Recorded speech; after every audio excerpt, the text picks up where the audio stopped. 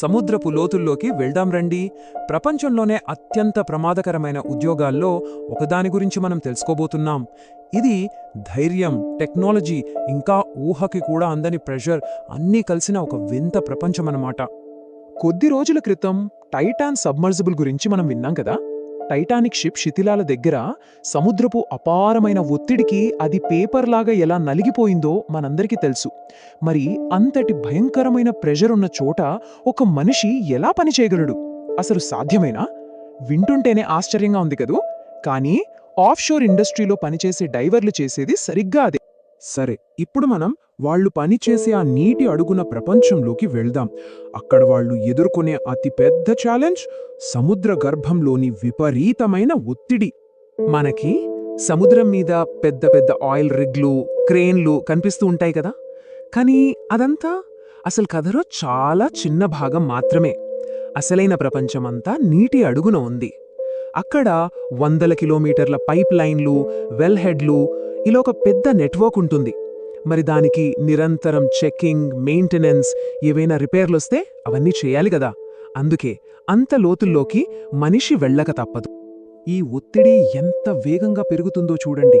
మనం జస్ట్ ఒక 10 మీటర్లు, అంటే దాదాపు ఓ 3 అంతస్తుల బిల్డింగ్ అంత లోతుకు వెళ్ళామనుకోండి, అంతే, మన శరీరం మీద పడే ప్రెషర్ వెంటనే డబుల్ అయిపోతుంది.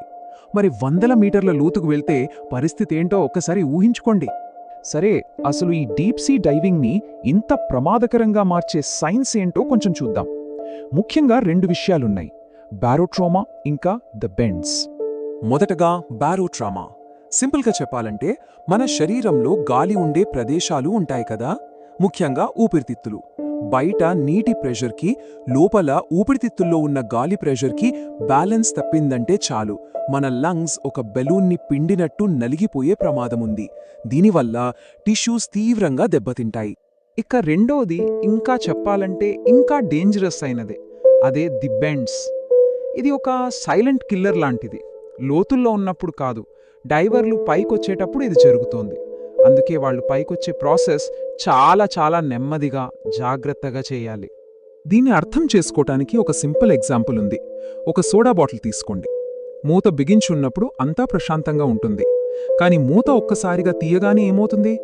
లోపలున్న గ్యాస్ అంతా బుడగలు బుడగలుగా పొంగుకొస్తుంది. కరెక్ట్? ఎందుకంటే ప్రెషర్ ఒక్కసారిగా పడిపోయింది. డైవర్లు చాలా వేగంగా పైకొస్తే వాళ్ల రక్తంలో కరిగి ఉన్న నైట్రోజన్ గ్యాస్ కూడా అచ్చం అలాగే బుడగలుగా మారిపోతుంది. ఆ బుడగలే వాళ్ల ప్రాణానికి ప్రమాదం. మరి ఇంత డేంజరస్ ప్రాబ్లమ్స్ని ఓవర్కమ్ చేయడానికి మనుషులు కొన్ని అద్భుతమైన టెక్నిక్స్ కనిపెట్టారు. అవేంటో ఇప్పుడు చూద్దాం. ముఖ్యంగా 2 పద్ధతులున్నాయి. ఒకటి కమర్షియల్ ఎయిర్ డైవింగ్. ఇది కొంచెం తక్కువ లోతులో, అంటే ఓ 50 మీటర్ల వరకు చేసే పనులకు వాడతారు. ప్రతి షిఫ్ట్ అయిపోగానే డైవర్ పైకి వచ్చేసి డీకంప్రెస్ అవుతాడు. కానీ చాలా లోతుగా రోజుల తరబడి, వారాల తరబడి పనిచేయాల్సి వస్తే ప్రతిసారి పైకి వచ్చి మళ్ళీ కిందకి వెళ్లడం, దానికి చాలా టైం పడుతుంది. అంత సేఫ్ కూడా కాదు. అందుకే ఈ సమస్యకు ఒక అద్భుతమైన పరిష్కారం కనిపెట్టారు. అదే సాచురేషన్ డైవింగ్. అసలు ఈ సాచురేషన్ డైవింగ్ అంటే ఏంటి?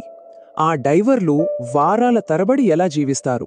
వాళ్ల జీవితం ఎంత విచిత్రంగా, ఎంత ప్రమాదకరంగా ఉంటుందో ఇప్పుడు మనం తెలుసుకుందాం. ఒకసారి ఊహించుకోండి, దాదాపు 28 రోజుల పాటు, అంటే దగ్గర దగ్గర ఒక నెల, ఒక చిన్న ప్రెషర్ ఛాంబర్లో జీవించడం. ఎక్కడో షిప్పు పైనున్న గది అది. కానీ లోపల ప్రెషర్ మాత్రం వాళ్లు పనిచేయబోయే సముద్రపు అడుగున ఎంతుంటుందో అంతే ఉంటుంది. వాళ్లు తినేది, పడుకునేది, మాట్లాడేది ప్రతీదీ అదే హై ప్రెషర్లో. ఇది అంటే ఆస్ట్రోనాట్స్ స్పేస్లో బతికినట్టుంటుంది. కానీ ఇక్కడ అదనంగా వాళ్ల శరీరం మీద విపరీతమైన ఒత్తిడి ఉంటుంది. ఈ హై ప్రెషర్లో జీవించడం ఎంత ప్రమాదకరమో చెప్పడానికి ఈ ఒక్క సంఘటన చాలు. ఒకసారి ఒక ఛాంబర్లో టాయిలెట్ సరిగా సీల్ అవ్వలేదు. ఛాంబర్ లోపలేమో హై ప్రెషర్, బయట ప్లంబింగ్ సిస్టంలో ఏమో నార్మల్ ప్రెషర్. ఆ ప్రెషర్ డిఫరెన్స్ వల్ల ఒక భయంకరమైన వాక్యూమ్ క్రియేట్ అయింది. అది ఒక డైవర్ని టాయిలెట్లోకి లాగేసింది, అతని ఇంటర్నల్ ఆర్గన్స్ బయటకొచ్చేంత దారుణంగా. కానీ ఇక్కడ అద్భుతమేంటంటే, డాక్టర్లు ఆ ఛాంబర్లోకి వెళ్లి అదే హై ప్రెషర్లో ఆపరేషన్ చేసి అతన్ని బతికించారు. అందుకే సేఫ్టీ అనేది ఇక్కడ నంబర్ 1 ప్రియారిటీ. ఫుడ్ లాంటి ఒక చిన్న వస్తువుని లోపలికి పంపించాలంటే కూడా ఒక స్ట్రిక్ట్ ప్రొసీజర్ ఫాలో అవ్వాలి. ఫస్ట్ వస్తువుల్ని ఒక చిన్న లాకర్లో పెడతారు, బయట డోర్ మూసేస్తారు. తర్వాత ఆ లాకర్ ప్రెషర్ని ఛాంబర్ ప్రెషర్తో సమానంగా పెంచుతారు. అప్పుడు మాత్రమే లోపలి డోర్ తెరిచి వస్తువులు తీసుకుంటారు. ఎందుకంత జాగ్రత్త అంటే పొరపాటున ఏ మాత్రం ప్రెషర్ డిఫరెన్స్ ఉన్నప్పుడు డోర్ తెరుచుకున్నా అదొక బాంబు పేలినట్టుంటుంది. దీన్నే ఎక్స్ప్లోజివ్ డీకంప్రెషన్ అంటారు. సరే, చేంబర్లో వాళ్ళ లైఫ్ ఎలా ఉంటుందో చూసాం కదా. మరి అక్కడ్నుంచి వాళ్ళు అసలు పనిచేసే సముద్రపు అడుగు భాగానికి ఎలా వెళ్తారు? వాళ్ళ మిషన్ ఏంటి చూద్దాం. దీనికోసం వాళ్ళు డైవింగ్ బెల్ అనేదాన్ని వాడతారు. ఇది సింపుల్గా చెప్పాలంటే వాళ్ళ కోసం ఒక స్పెషల్ ప్రెషరైజ్డ్ ఎలివేటర్ లాంటిది. వాళ్ళ లివింగ్ ఛాంబర్లో ఎంత ప్రెషర్ ఉంటుందో ఈ బెల్లో కూడా అంతే ప్రెషర్ ఉంటుంది. షిప్ కింద మూన్ పూల్ అని ఒక ఓపెనింగ్ ఉంటుంది. ఆ దారి గుండా ఈ బెల్ వాళ్ళని జాగ్రత్తగా సముద్రం అడుక్కి తీసుకెళ్తుంది. సో వాళ్లకి ప్రెషర్లో ఎలాంటి మార్పు ఉండదన్నమాట. డ్రైవర్ బయటకొచ్చాక అతనికి సర్ఫేస్తో కనెక్ట్ అయి ఉండే ఒక అంబెలికల్ కార్డ్ ఉంటుంది. అదే వాళ్ళ లైఫ్ లైన్. దాని ద్వారానే శ్వాస తీసుకోవడానికి గ్యాస్, పవర్, కమ్యూనికేషన్ అన్నీ అందుతాయి. కానీ వీటన్నిటికంటే ముఖ్యమైనదేంటో తెలుసా? వేడి నీళ్లు. ఎందుకంటే అంత లోతులో నీళ్లు 4 నుంచి 10 డిగ్రీల సెల్సియస్ దగ్గర, అంటే దాదాపు ఐస్ లాగా ఉంటాయి. వాళ్ల సూట్లోకి ఈ వేడి నీళ్లు కంటిన్యూస్గా పంప్ చేయకపోతే నిమిషాల్లో శరీరం చల్లబడిపోయి హైపోథర్మియాతో చనిపోతారు. సరే, ఇంత రిస్క్ చేసి కిందకి వెళ్ళి వాళ్ళు ఏం చేస్తారు? వాళ్ళు చేసే ఒక కామన్ పని ఈ సాక్రిఫిషియల్ యానోడ్స్ని మార్చడం. అదేంటంటే సముద్రపు ఉప్పు నీటిలో స్టీల్ పైపులు త్వరగా తుప్పు పడతాయి కదా, అలా పట్టకుండా ఉండటానికి వాటికి జింక్తో చేసిన ఒక మెటల్ బ్లాక్ని అంటిస్తారు. ఇప్పుడు తుప్పు స్టీల్ని వదిలేసి ముందుగా ఈ జింక్ని తింటుంది. అంటే పైప్ లైన్ని కాపాడటానికి ఈ జింక్ బ్లాక్ తనని తాను త్యాగం చేసుకుంటుంది. అందుకే దానికి ఆ పేరు.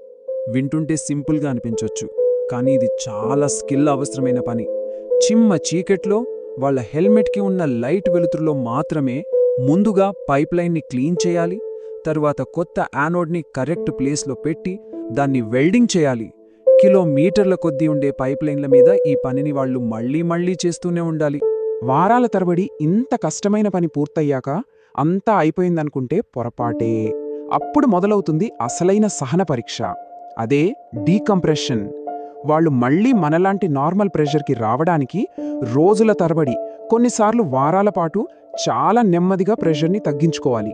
లేదంటే ది బెండ్స్ వచ్చి ప్రాణాలకే ప్రమాదం. వాళ్ల జాబ్ పూర్తవ్వాలంటే ఈ డీకంప్రెషన్ కూడా పూర్తవ్వాలి. మరి ఫ్యూచర్ ఏంటి? ఇంతటి డేంజరస్ పనిని మనుషుల చేత చేయించడం అవసరమా? రోబోట్స్ చేయలేవా? Human versus machine. సముద్ర గర్భంలో ఎవరు బెస్ట్? చూద్దాం. ఒక్కసారి ఈ డెప్త్ చార్ట్ చూడండి, తేడా ఎంత క్లియర్గా ఉందో. మనుషులు, సాచురేషన్ డైవర్స్ కూడా గట్టిగా వెళ్తే ఓ 300 మీటర్ల లోతు వరకు వెళ్ళగలరు. కానీ ఆర్ఓవీలు అంటే రిమోట్తో నడిపే రోబోట్స్ ఏకంగా 4000 మీటర్లకు పైగా, అంటే దాదాపు 4 కిలోమీటర్ల లోతుకు కూడా వెళ్ళగలవు. అందుకే టైటానిక్ లాంటి చాలా లోతైన ప్రదేశాల్లోకి వెళ్లాలంటే రోబోట్స్ని తప్పనిసరిగా వాడతారు. మరి అలాంటప్పుడు ఇంకా మనుషులెందుకు అవసరం? రోబోట్స్ని వాడొచ్చు కదా. అక్కడే అసలు విషయముంది. మనిషి చేతి నైపుణ్యం, ఒక సమస్యను చూసి అప్పటికప్పుడు ఆలోచించి పరిష్కరించే తెలివి, ఇవి రోబోట్స్కి ఇంకా రాలేదు. కొన్ని ఇరుకైన ప్రదేశాల్లోకి వెళ్లాలన్నా, చాలా సున్నితమైన పనులు చెయ్యాలన్నా మనిషి ఉండి తీరాల్సిందే. అందుకే కొన్నిసార్లు ఒక రోబోట్ గంటల తరబడి చేసే పనిని ఒక డైవర్ చాలా వేగంగా, తక్కువ ఖర్చుతో పూర్తి చేయగలడు. కాబట్టి చివరిగా ఈ ఒక్క ప్రశ్నతో ముగిద్దాం. భవిష్యత్తులో రోబోటిక్ టెక్నాలజీ ఇంకా అభివృద్ధి చెందుతుంది.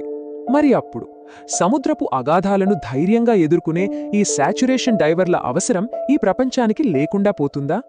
ఇది మనం ఆలోచించాల్సిన విషయం.